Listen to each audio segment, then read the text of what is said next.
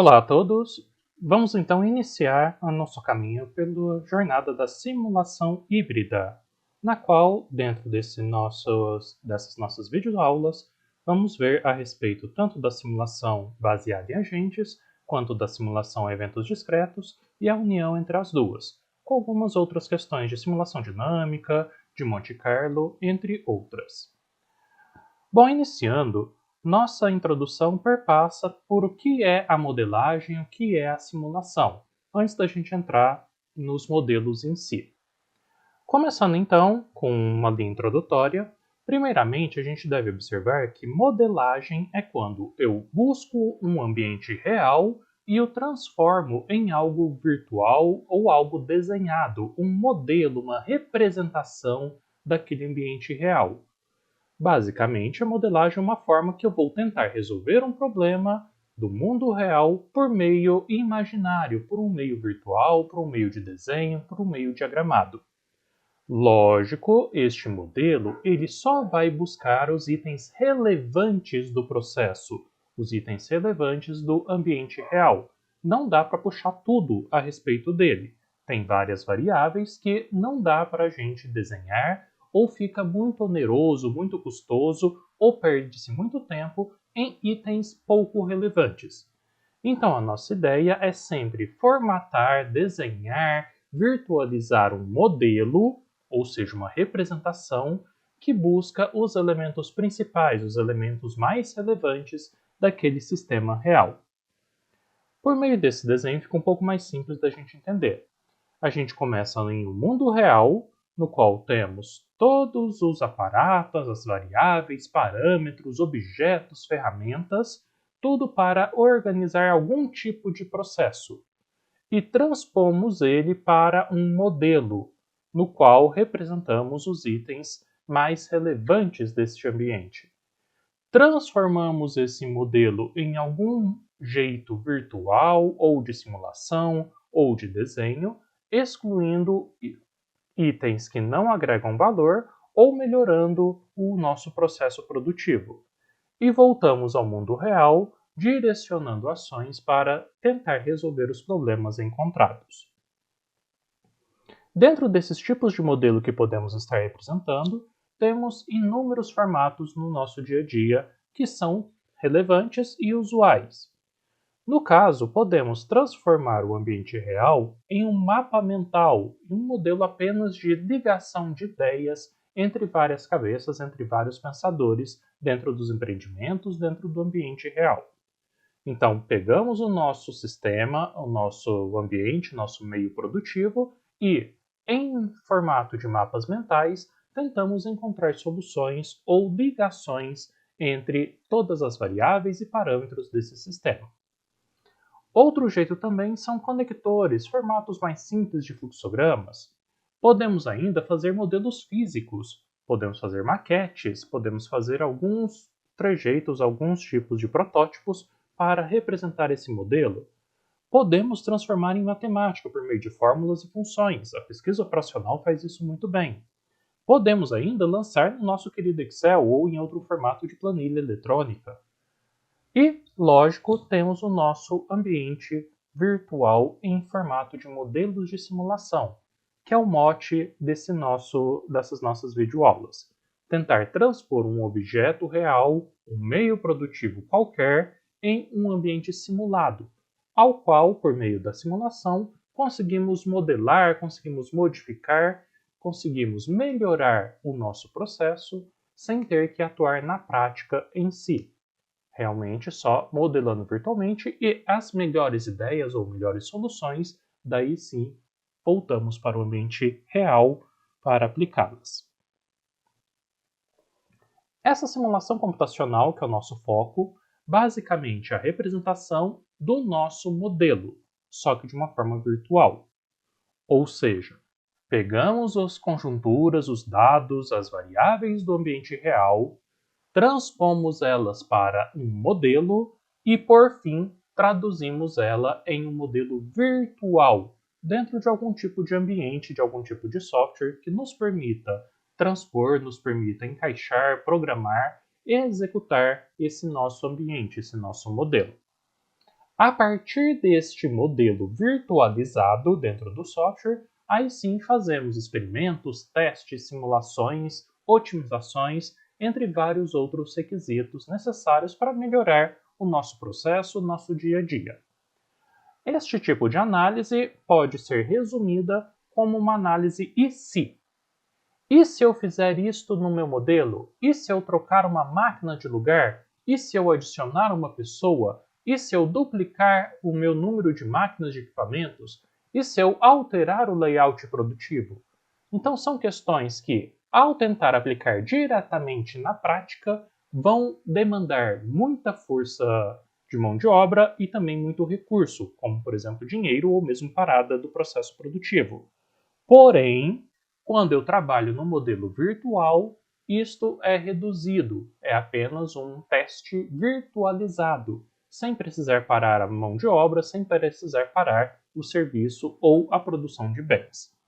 Então, é uma análise bastante interessante para se fazer em software, em meio virtual. Dentro das abordagens que a gente tem da simulação virtual computacional, temos, por exemplo, algumas técnicas pautadas em números aleatórios, que são chamadas de simulação de Monte Carlo. Basicamente, elas são bastante comuns em modelos mais planilhados, mesmo necessitando de softwares para isso, mas basicamente geram-se números aleatórios e testa-se a entrada deles em formato das variáveis ao longo do processo produtivo. Temos ainda a simulação contínua, no qual os estados das variáveis sempre vão ser o mesmo valor ao longo do tempo, normalmente utilizado para processos contínuos, que produzem sempre o mesmo produto ou o mesmo serviço ao final do seu processo. Por exemplo, uma usina hidrelétrica, ela só produz energia. Logo, continuamente, as variáveis tendem a estar padronizadas. Temos a produção de petróleo, temos lá no meio do mar toda a plataforma. Ela produz petróleo e ponto final. Logo, as variáveis têm que ser mais ou menos padronizadas e podemos simular isso. E se aumentarmos uma tubulação? E se aumentarmos a vazão? Isso a simulação contínua tende a responder para a gente. Já a simulação a eventos discretos e baseada em agentes, que vão ser visualizadas durante as videoaulas, elas permitem para a gente, na primeira questão, a eventos discretos, determinar um fluxo de processo e, a partir de uma ocorrência de um evento que inicia ou perpetua um processo produtivo, a gente analisa o que acontece durante esse fluxo. Por exemplo, vou instalar uma máquina e ela começa a funcionar, ou seja, ocorre um evento, um start do processo. Chega uma peça no meu almoxarifado e a partir dali eu inicio o processo produtivo. Chega um cliente lá na minha loja e com isso eu inicio o atendimento. Então acontece um evento e esse evento é no formato discreto, não é contínuo, de vez em quando acontece ele. Já na simulação baseada em agentes, o nosso foco muda do fluxo de processo para o recurso do processo. Ou seja, vamos visualizar o como que a peça se comporta, o como que o cliente se comporta, como que o nosso agente, o objeto daquele estudo, vai se comportar a partir de determinados eventos, a partir de determinadas circunstâncias. O cliente chega e demora a ser atendido. Como ele se sente? O que ele faz quando isso acontece? Então, podemos determinar esses comportamentos pela simulação baseada em agentes. Mais para frente, em futuras videoaulas, vamos visualizar mais de perto ambas, tanto eventos discretos quanto baseado em agentes. Basicamente aqui temos, nesse slide, uma representação gráfica de cada uma delas. Dentro então da nossa simulação de Monte Carlo, testamos variações a partir dos números aleatórios, gerando um conjunto de pontos, um conjunto de entradas e saídas relativamente variáveis, nos quais a gente vai visualizar a amplitude, a aleatoriedade que pode gerar no nosso processo produtivo. No caso de eventos discretos, ocorre um evento e, a partir daquele evento, surge um fluxo de processo. Na simulação contínua, a todo momento acontece alguma coisa. Já na simulação baseada em agentes, os agentes interagem com seu comportamento entre si e com o ambiente produtivo. Aqui alguns níveis nos quais a gente pode trabalhar com cada um desses tipos de simulação. Quando eu tenho um nível baixo de abstração, quero realmente representar eventos produtivos de uma fábrica, de uma loja de serviços, de um comércio. Normalmente a gente utiliza a simulação a eventos discretos. Ela não é tão detalhada, não exige tanto de programação para a gente. É mais uma coisa ligada na outra, que liga na outra, entrando produto, entrando matéria-prima, saindo produto acabado. Quando eu tenho um nível médio de abstração, eu necessito do comportamento do cliente, do comportamento da peça, do comportamento de algum tipo de recurso de movimentação. A gente tende a ir para uma baseada em agentes. Não que modelos mais simples não possam ter também a baseada em agentes. Todas elas se encaixam em vários tipos de formato. Já quando eu tenho um nível estratégico, normalmente a gente utiliza mais sistemas dinâmicos, modelagem de sistemas dinâmicos.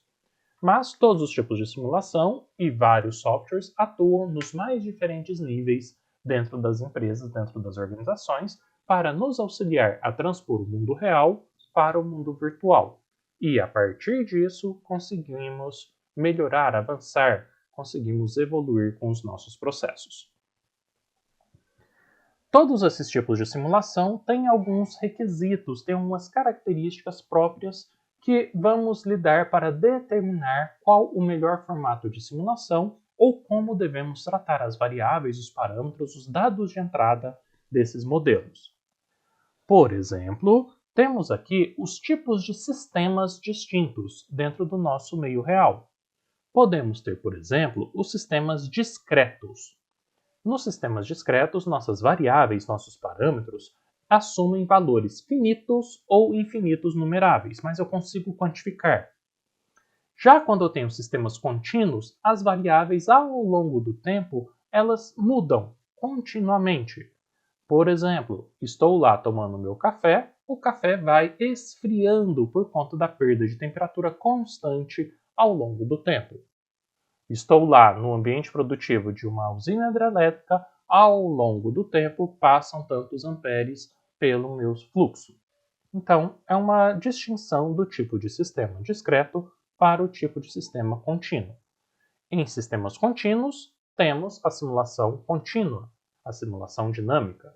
Em sistemas discretos, temos a simulação em eventos discretos, simulação de Monte Carlo, simulação baseada em agentes. Sobre os modelos, eles podem assumir um formato determinístico ou um formato estocástico, lidando com números inteiros ou lidando com números probabilísticos.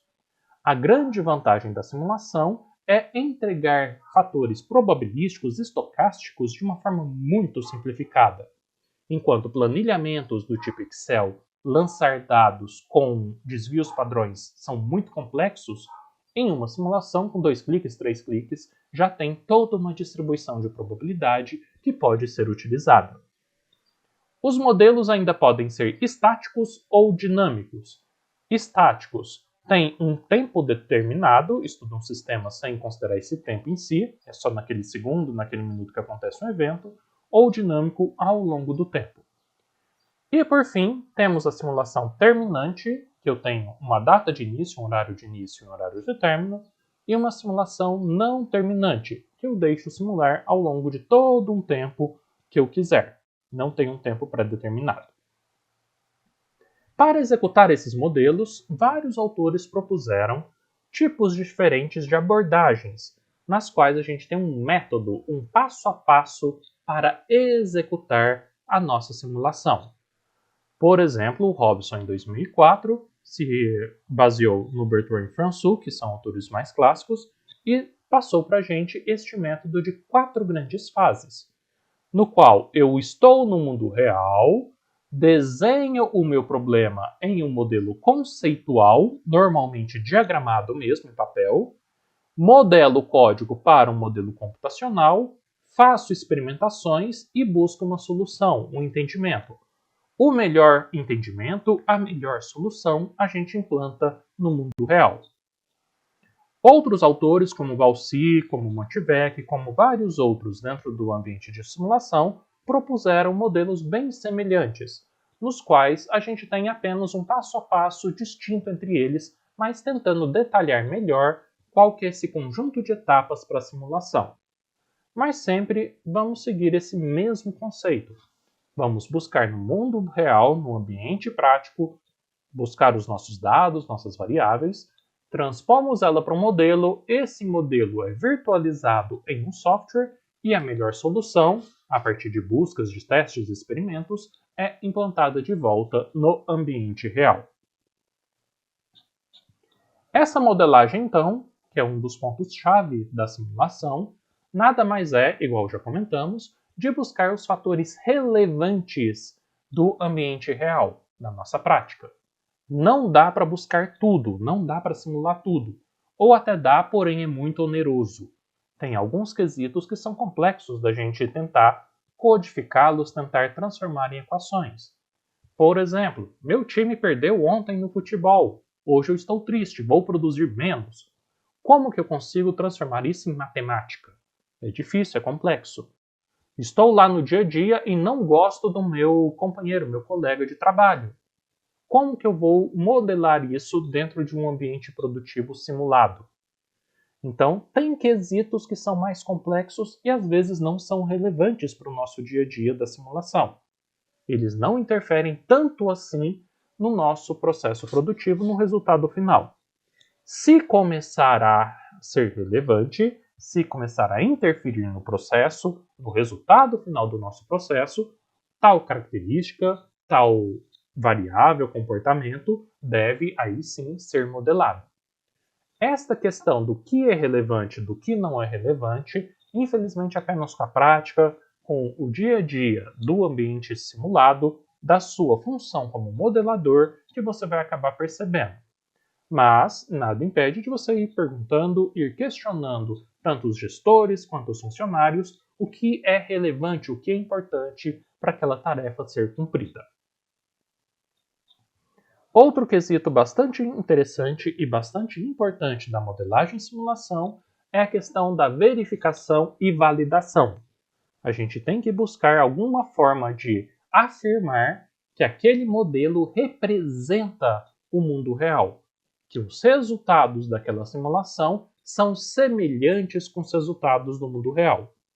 Basicamente, então, a gente vai tentar pegar o nosso ambiente prático, validar que o nosso desenho está de acordo e depois também validar ou verificar que o modelo conceitual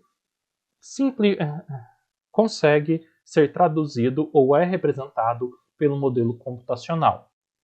E lógico, o modelo computacional também deve ser validado com o mundo real. Basicamente, é trabalhar com meios estatísticos para comprovar que tanto o desenho quanto o modelo virtual são representativos, são semelhantes com o mundo real. Pois, a partir de uma alteração em um modelo que é validado, eu posso dizer que a mesma alteração no mundo real vai ser concretizada e vai dar os mesmos resultados. Essa é a nossa ideia de validação de processos.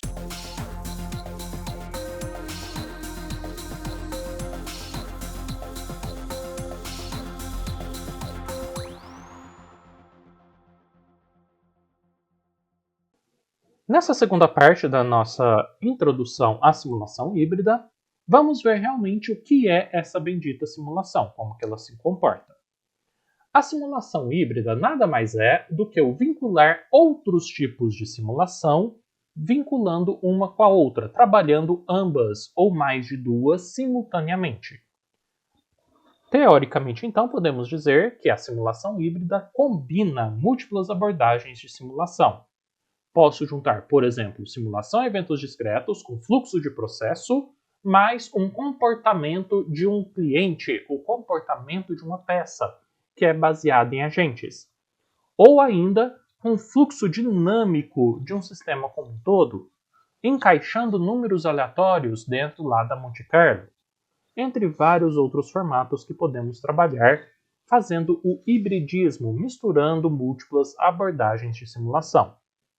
Essa é a nossa ideia das videoaulas. Trabalhar com, primeiramente, formatos distintos de simulação, no nosso caso, simulação a eventos discretos e simulação baseada em agentes, e, posteriormente, juntar as duas, buscando os pontos positivos, fortificando eles de cada uma.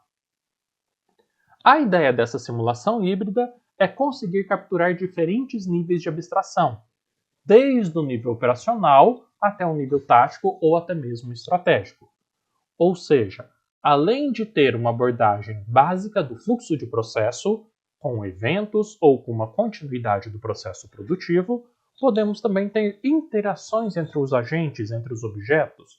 Podemos visualizar o comportamento caso ocorra algum tipo de integração, algum tipo de gatilho, algum tipo de elemento que altere o processo produtivo.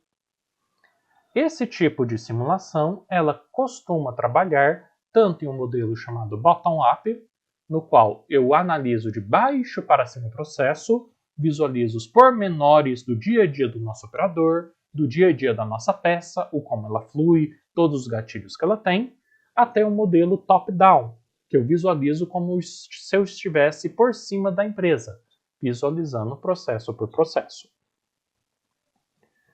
Dentro então da simulação híbrida, teremos ainda o modelador. Ele vai tentar capturar do nosso ambiente produtivo, além do fluxo de processo, os comportamentos ou a dinâmica do sistema. Vamos trabalhar essas entidades, recursos, operações, também com regras, com interações. E a partir de toda essa conjuntura de dados, de estatísticas ou até mesmo de Big Data, conseguimos trabalhar e prover melhores soluções.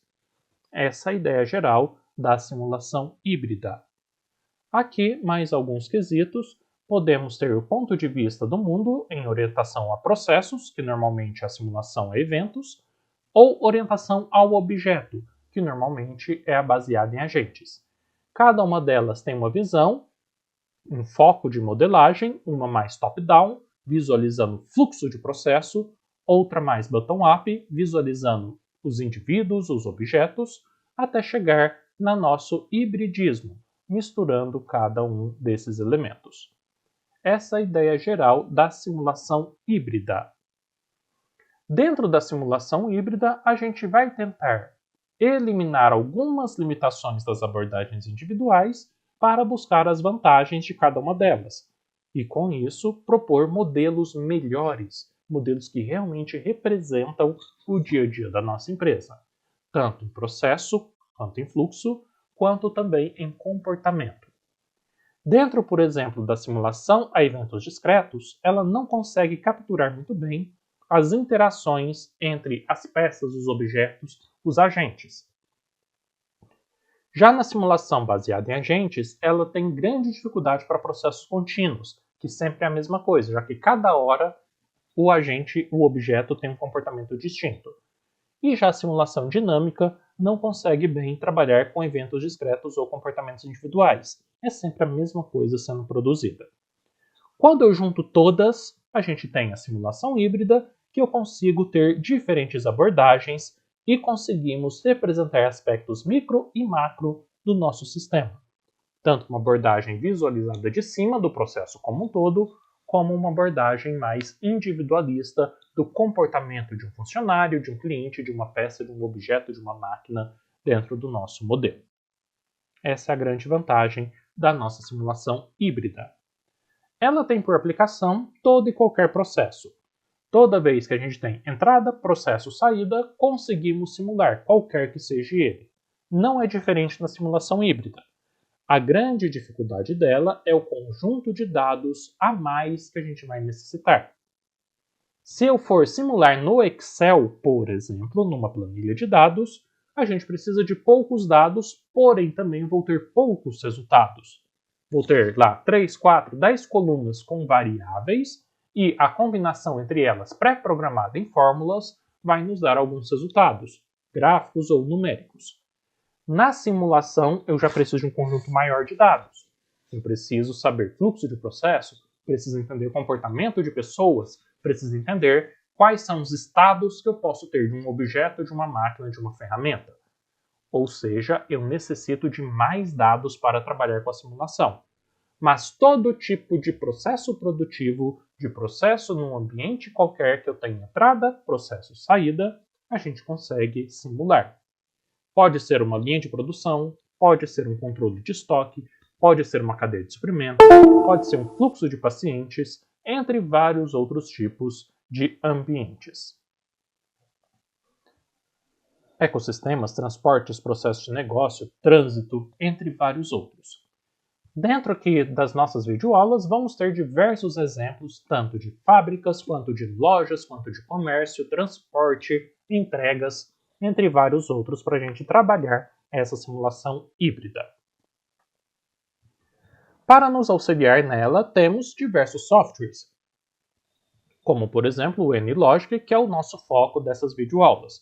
Trabalharemos durante várias delas alguns modelos, alguns exemplos para ensinar tanto as funções como alguns cases, algumas práticas, alguns itens relevantes dentro do NLogic. A vantagem dele existe a função gratuita do NLogic, você consegue fazer o download dela, e o NLogic ele é multimetodológico. Ele tem tanto simulação dinâmica, quanto baseado em agentes, quanto eventos discretos, e é possível juntar todas em um único software. Outros exemplos de software que também permitem isso, por exemplo, o FlexSim, Simu8 e o Enterprise Dynamic, entre vários outros disponíveis já no mercado. Nestas videoaulas iremos ver apenas o NLogic. Serão feitos modelos para trabalhar essa simulação híbrida dentro deste software. Dentro então da simulação híbrida, além de todos esses benefícios, esses pontos positivos, temos também alguns desafios a serem enfrentados, que vão necessitar mais pesquisas, mais programações, mais elementos para serem trabalhados. Por exemplo, uma complexidade computacional. Quanto mais realista for o nosso modelo, mais próximo da realidade, mais eu vou necessitar de um aparato computacional, de um software que consiga introduzir os dados de entrada, as variáveis, com facilidade, mas ao mesmo tempo com precisão. Vou precisar de um hardware poderoso para isso também, já que consome memória, consome processador de máquina. Também vamos ter que ter uma modelagem mais detalhada e mais consistente. Quanto mais dados eu necessito, mais detalhes eu consigo obter de resultados no nosso modelo. Questões de calibração e validação vão ser relevantes, assim como a adoção de custos, a adoção de vários tipos de processos produtivos dentro de softwares. Como outros desafios, temos a integração com a indústria 4.0, como, por exemplo, gêmeos digitais, internet das coisas, entre outros elementos, nos quais a simulação vai dar um salto, vai ter uma grande representatividade no dia a dia dessas indústrias, assim como também para tomar decisões a essa indústria 4.0.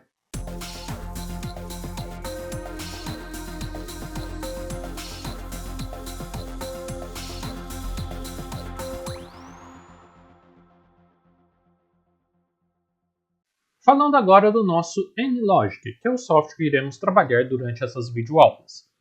O NLogic é um software multiplataforma, ele permite modelagem de sistemas dinâmicos, permite modelagem baseada em agentes e permite modelagem a eventos discretos, tudo em um único software. Além de considerar alguns pacotes, algumas bibliotecas bem específicas, como por exemplo, biblioteca de trens, biblioteca de pedestres, entre outras embutidas nele.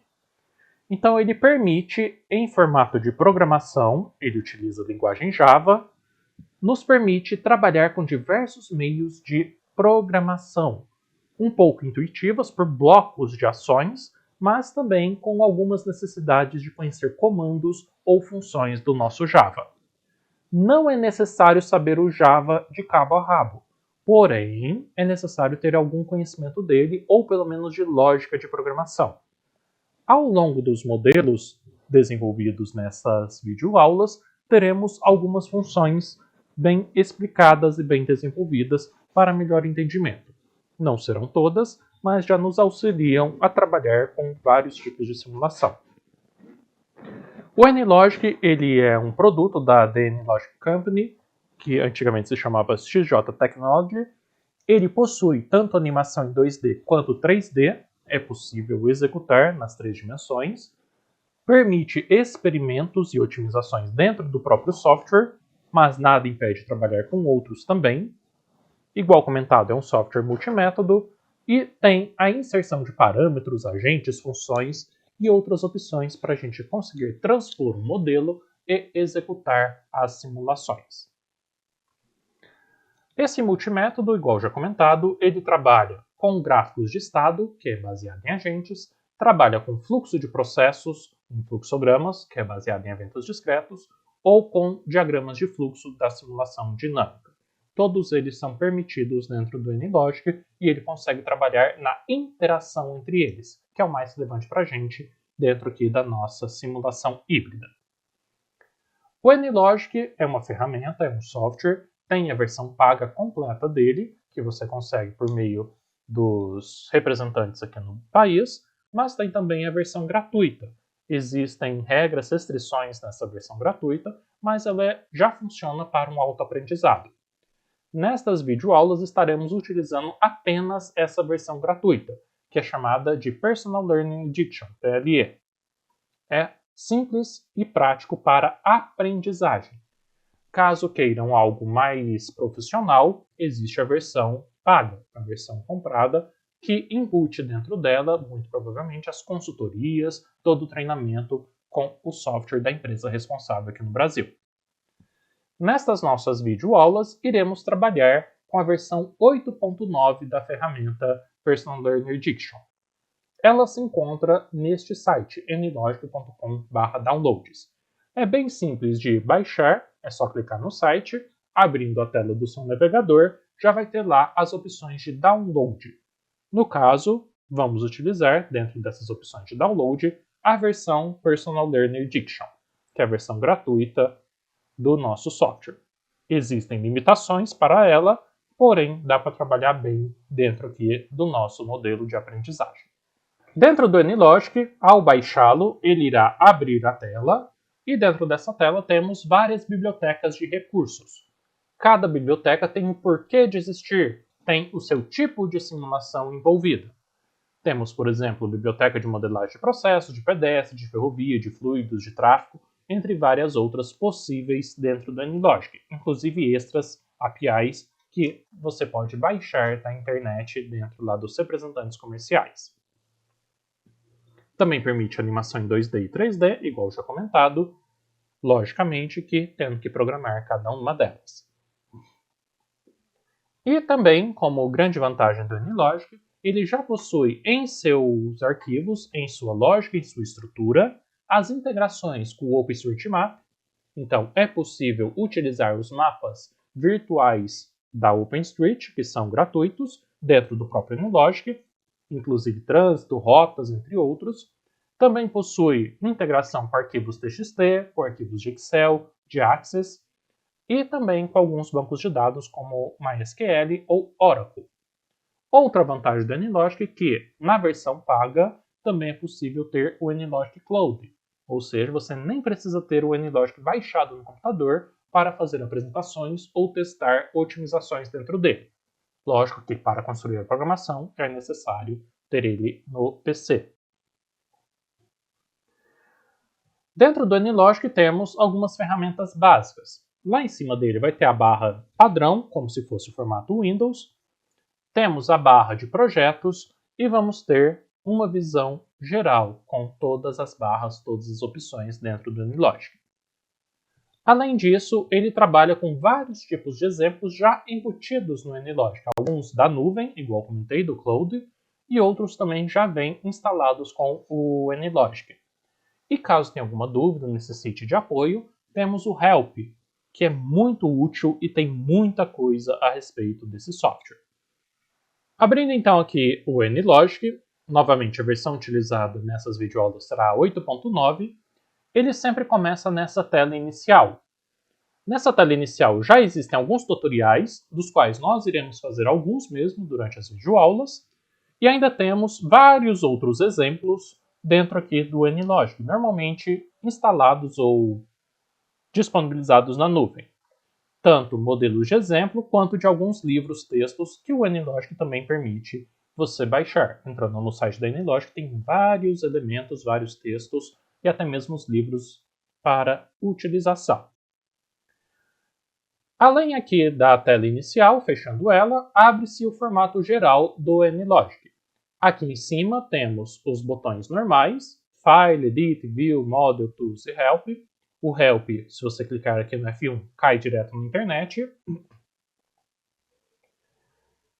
E podemos aqui criar novos modelos, abrir modelos já executados, o modelo padrão de todo o software. No canto esquerdo temos duas abinhas, uma de projeto e uma de palette. A aba de projetos, toda vez que você abrir ou iniciar um novo projeto, ele ficará aqui disponível. Inclusive dar para ter mais de um projeto aberto simultaneamente e copiar e colar elementos de um para o outro.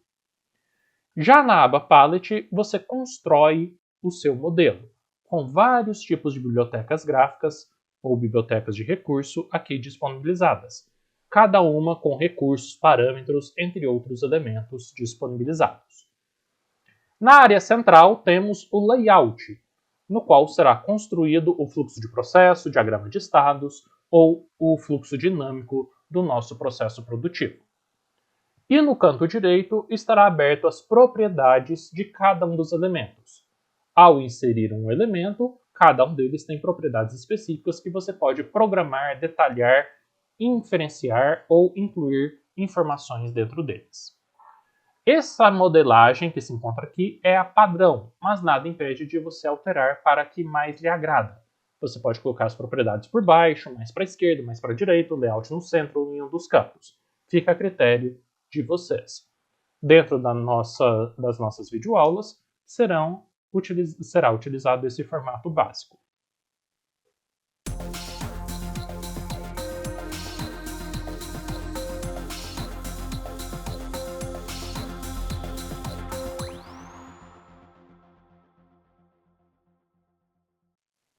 Continuando então, vamos estar utilizando com o NLogic para trabalhar com nossa simulação híbrida. O NLogic ele trabalha na programação orientada a objetos. Mesmo tendo fluxo de eventos discretos ou mesmo fluxo dinâmico, todos eles eu necessito colocar um objeto e configurar esse objeto dentro da nossa programação em Java. Qual que é a diferença? Primeiramente, antes de se ter a programação orientada a objetos, a gente tinha a programação estruturada. Nessa programação estruturada, tínhamos sempre que inferir ou inserir quais eram nossas variáveis, quais eram as sequências, as decisões e as repetições de cada uma delas. Então, isso foi a programação estruturada, de onde começou toda essa ideia de programação. Posterior a isso, obteve-se um outro formato, uma outra estrutura de programação, que é a programação orientada a objetos. Nela eu consigo inserir na nossa programação uma classe, e essa classe já tem uma matriz de comportamento que eu posso determinar. Outros objetos podem seguir essa mesma matriz. Por exemplo, uma mesa. Eu posso ter uma mesa com altura, comprimento e largura. Na programação estruturada, cada mesa que eu crio vai ter que ter imputado cada uma dessas variáveis. Só que essa imputação, essa alocação de informações tem que ser individualizada linha por linha. A mesa recebe altura x, a mesa recebe comprimento y, a mesa recebe largura z.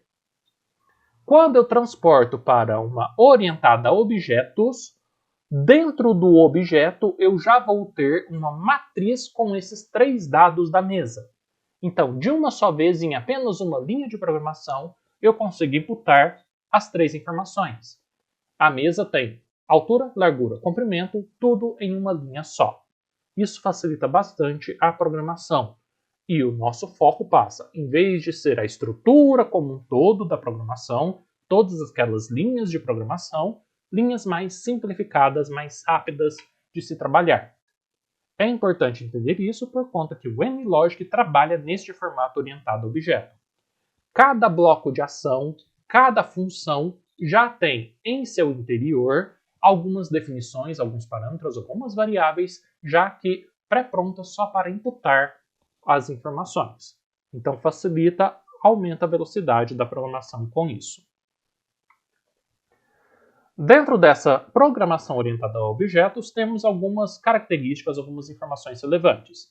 A primeira delas, já comentada, é a classe.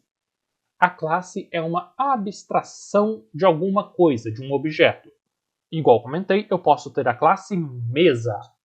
A classe mesa é um objeto, vai ser representado com características, mas tem variáveis, indicativos, parâmetros internos que eu posso já elencar de uma vez. Então é um grupo, uma classe, um elemento que já tem características próprias. O objeto é a representação dessa classe. Então vou ter lá uma classe chamada mesa. O objeto vai ser a figura, vai ser o nome, vai ser alguma coisa que representa esta mesa. Lembrando que essa representação desse objeto pode ter características distintas. Eu posso ter uma mesa que serve para um escritório, assim como posso ter uma mesa que serve para uma refeição. Aqui nos slides eu posso ter um carro que serve para transporte de carga. Posso ter um carro para colecionador, um carro que entra em uma loja mecânica. É um objeto que tem representações, tem funções diferentes, dependendo da programação. Outra característica da programação orientada a objetos é que este objeto vai executar uma ação baseada em uma informação. No caso, em uma mensagem, é a palavra bonita que a gente usa. Ou seja, o nosso objeto, a nossa classe, executa, sai de um ponto para outro, faz um serviço, é transportado, compra, se move, baseado em uma informação, em uma mensagem, em um estímulo para ele. Se não houver o estímulo, o objeto fica parado. Essa é a ideia principal aqui das nossas mensagens. Quando eu tenho mensagens muito grandes, ou classes, níveis de abstração muito grandes, a gente tem o que é chamado de herança. A herança são vários níveis de hierarquia dentro de um mesmo objeto. Então, eu posso ter um carro, que é um objeto geral, e dentro do carro eu tenho o câmbio, tenho o guidão, tenho o volante, tenho outros elementos ali dentro. Então, tenho recursos parecidos e dentro desses recursos eu posso ter vários tipos de parâmetro ou mesmo outras classes. Outra função extremamente importante na programação orientada a objetos é o encapsulamento. Vamos falar essa palavra várias vezes ao longo das nossas videoaulas. Basicamente, um encapsulamento é quando eu pego o objeto ou a classe e insiro nele variáveis e parâmetros. Torno como se fosse um cubo ou uma cápsula repleta de informações. Todas essas informações, mensagens que estão encapsuladas, podem ser usadas ao longo da nossa simulação. A principal exigência que a gente tem aqui do encapsulamento é que ele tem que ser legível, claro, e reutilizável. Não dá para criar só por criar. Vamos colocar informações relevantes dentro dele. Quem está programando, quem é o modelador, vai ter que ter um conhecimento íntimo. Vai ter que conhecer muito bem o que está ali dentro da cápsula.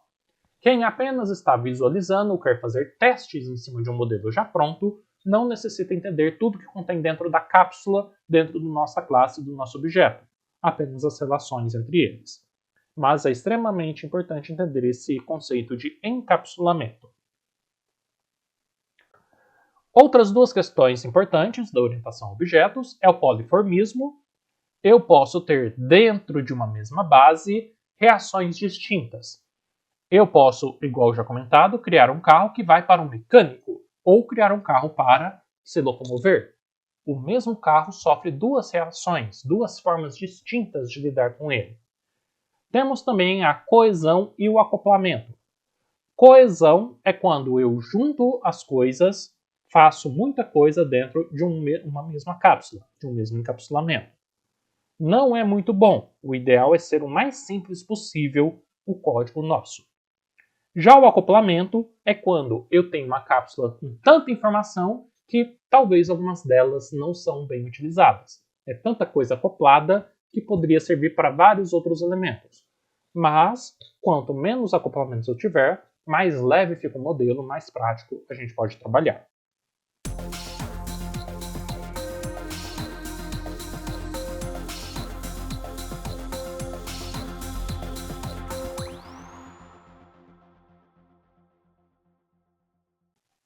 Adentrando então nessa questão de orientação a objetos e o NLogic, igual já comentado, o NLogic trabalha com a linguagem Java com orientação a objetos. Iremos inserir blocos de ação, objetos, classes no nosso modelo e parametrizar ou colocar variáveis, características para este objeto.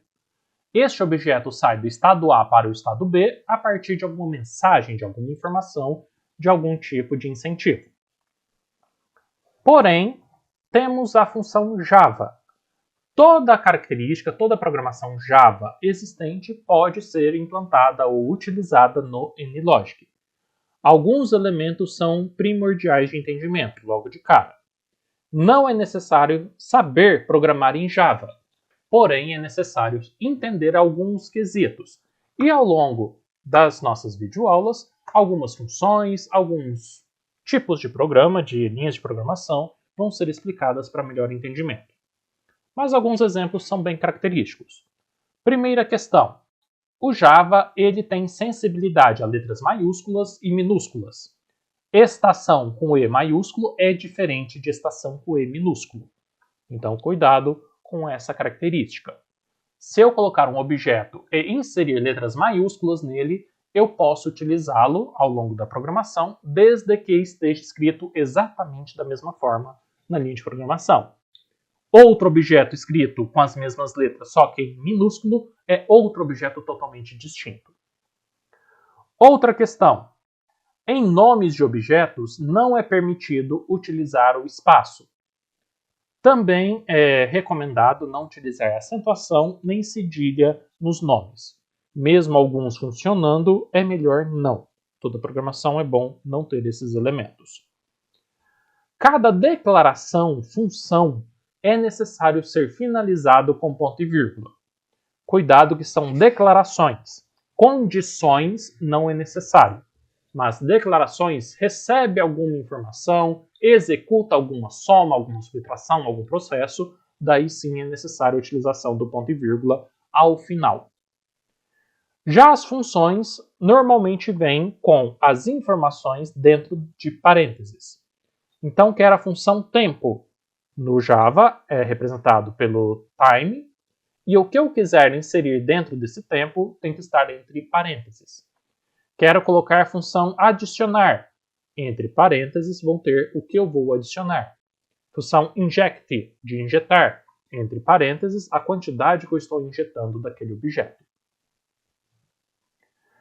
Outra característica do Java, que é incorporada pelo NLogic, é que eu posso buscar dentro do meu objeto as variáveis, parâmetros característicos próprios daquela classe. Eu não preciso trabalhar com a classe inteira. Por exemplo, voltando ao nosso exemplo da mesa, eu quero apenas a largura da mesa. Não quero largura, altura, comprimento. Apenas uma informação. Para buscar esta informação, eu posso me adentrar ao objeto utilizando o ponto final. Então, aqui no caso, tem um objeto chamado pessoa, e dentro dessa pessoa eu tenho uma variável de tamanho. Ou seja, estou buscando especificamente uma informação dentro de um objeto. Isso é primordial dentro do NLogic, para a gente entender melhor como que ele funciona. Além disso, temos matrizes e vários outros formatos de função que, com o entendimento ao longo dos nossos modelos, ao longo dos nossos exemplos, você vai compreendendo melhor como que o Java trabalha. Alguns outros quesitos relevantes nessa primeira aula de entendimento do Java, por exemplo, os tipos primitivos de dados. Existem vários formatos de dados possíveis. Dentro dos nossos modelos, dentro dos nossos exemplos, iremos trabalhar com 3 principais. O formato double, é um formato dos números reais do Java, ou seja, pode ter vírgula. O formato int é o formato dos números inteiros, daí já não tem vírgula. E por fim, o formato booleano. O formato booleano, que normalmente em programação é 0 e 1, aqui no Java, no NLogic, a gente utiliza bastante a formatação verdadeiro e falso. Aliás, não existe 0 e 1 dentro do NLogic. Vai existir se a informação é verdadeira ou informação falsa. Então, esses três tipos de dados vão ser muito trabalhados ao longo dessas nossas videoaulas. Outros tipos possíveis de componentes ou de classes, eu posso ter o tipo string, que é o formato textual, não é um número, mas a gente pode utilizar em formato de texto. Temos matrizes em formato de array, temos listas em formato de linked, entre vários outros como aspectos físicos, como tabela de dados, listas, entre vários outros dentro do NLogic. Outro elemento importante e relevante da gente entender nessa primeira parte da nossa aula é a respeito das expressões básicas do Java. Temos as formatações aritméticas já incluídas na linguagem de programação, como por exemplo soma e subtração, que dentro aqui do teclado numérico possuem ela tranquilamente para a gente estar trabalhando. A multiplicação é utilizado o asterisco, a divisão é utilizada a barra. O único cuidado que, dentro aqui do NLogic e do Java, a divisão só retorna número inteiro. Só esse cuidado. Para obter a vírgula, o resto da divisão, é necessário utilizar o símbolo da porcentagem. Outros símbolos possíveis, símbolos de comparação, menor, menor igual, maior, maior igual. Quando é exatamente igual, a gente utiliza dois iguais, cuidado com isso. E quando é diferente, a gente utiliza aqui o ponto de exclamação com o igual. Então são expressões básicas aritméticas ou de comparação que podemos utilizar também no NLogic. Outras funçõezinhas bem práticas que vamos utilizar ao longo do percurso é a função lógica e. Eu preciso de um item mais o outro, e outro item, melhor dizendo. Então preciso para tampar uma caneta da caneta e da tampa da caneta. Logo, a gente utiliza o EE comercial. A função OU é formada por essas duas barras. Normalmente no teclado tem elas disponíveis para vocês, ou apertando o Shift para buscar ela, ou Ctrl Alt alguma numeração para buscá-la. E a função não pode ser isso ou aquilo, a gente utiliza apenas o ponto de exclamação. Outro elemento bastante interessante dentro do NLogic e dentro do Java é a condicionante. Eu posso criar uma condição com um ponto de exclamação e a partir dessa condição coloco o que vai acontecer se o valor for verdadeiro, dois pontos, o que vai acontecer se o valor for falso. Então quero avaliar se a peça é boa ou ruim. Se a peça for boa, a condição vai para um lugar que eu vou considerar aqui no valor verdadeiro. Se não, vai para um valor falso. Dá para fazer isso diretamente por essa estrutura do Java. Vamos aprender também a função if then else, que também trabalha neste formato. Outros elementos bastante interessantes do Java de expressões é o recebimento de uma informação. Não notem que o igual não é o resultado, e sim receber algo.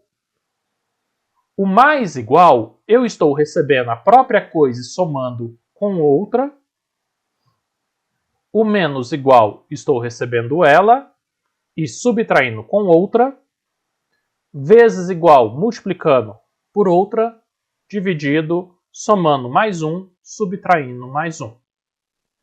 Essas expressões são bastante úteis em funções. Por exemplo, eu quero calcular peças fabricadas. Incluo uma variável, ou seja, algum tipo de elemento que varia ao longo do tempo, e esse elemento sempre recebe o valor dele mais 1, porque eu estou somando uma unidade. Ou posso receber o valor dele mais outra variável qualquer. Então, quero saber o tempo de processo. É o tempo do meu processo mais o tempo do próximo. Entre outros exemplos que são possíveis aqui dentro das funções básicas do NLogic. Já as funções existem diversas.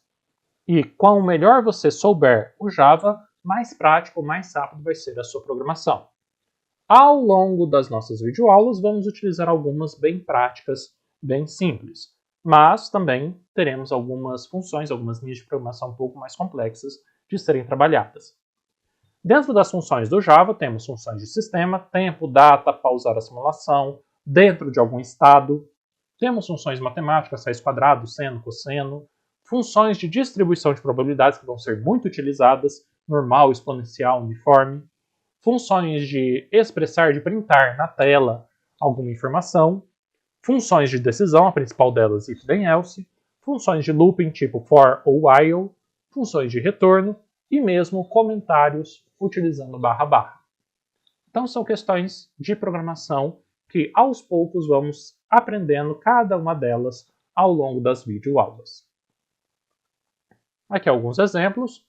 Por exemplo, este primeiro, temos uma função if then else. Como que a gente pode ler esta função? Se, que é o nosso if, o nosso objeto, que é o agente, e dentro desse agente eu tenho uma variável chamada tipo. Então notem, usei o pontinho para buscar uma informação dentro desse agente. Vou ampliar aqui um pouco para enxergarmos melhor. Se o nosso agente, o nosso objeto, tiver uma variável, um parâmetro chamado tipo, que seja idêntico a 1, então um enter, algum tipo de entrada no processo, vai pegar este agente, então uma função take, e vou fazer algo com esse agente.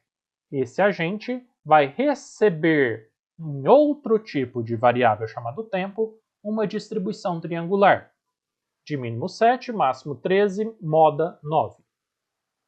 Então notem, em um conjunto de linhas de programação, utilizamos todos esses conceitos vigentes ou demonstrados até agora. Uma função if then else, utilizamos a busca pelo agente, uma variável dentro do agente, a função de igual, de idêntico, a função take, que é uma das específicas do Java, e uma função de distribuição de probabilidade. Assim a gente trabalha com várias linhas de programação e vamos construindo as nossas simulações. Em modelos mais simples, teremos linhas de programação muito simples. Em modelos mais complexos, teremos linhas de programação maiores. Resumidamente, então, temos o agente ou a classe, que é a abstração de algum objeto dentro do nosso simulador. Temos o objeto em si, a visualização dele. Temos o construtor desse objeto, os blocos de ação. Algum tipo de método, normalmente baseado em funções ou lógicas matemáticas. Temos os parâmetros e as variáveis. Parâmetro é uma característica de um agente. Variável, como o próprio nome diz, varia ao longo do tempo. Podemos ter o cast, que é um tipo de agente, uma conversão. Por exemplo, transformar metros em quilômetros, transformar litros em mililitros. Temos a função this e a função self, que também vão ser muito utilizadas. This é a função do próprio agente, estou trabalhando com ele mesmo, e self, estou alocando algo dentro desse objeto. Então são alguns termos bastante utilizados que, ao longo das videoaulas, a gente vai trabalhando mais a fundo cada um deles. Com isso, então, finalizamos essa primeira parte da nossa disciplina. É uma parte mais teórica, mais introdutória, para entender bem o que é a simulação híbrida e como é trabalhado o NLogic em conjunto com Java. Iremos, novamente informando, trabalhar com o software NLogic 8.9 na versão PLE, que é a versão gratuita. Versões futuras podem ter outras funções ou melhores adequações dentro do software. Agradeço então pela atenção de vocês nessa nossa videoaula e siga para a próxima para maiores conhecimentos.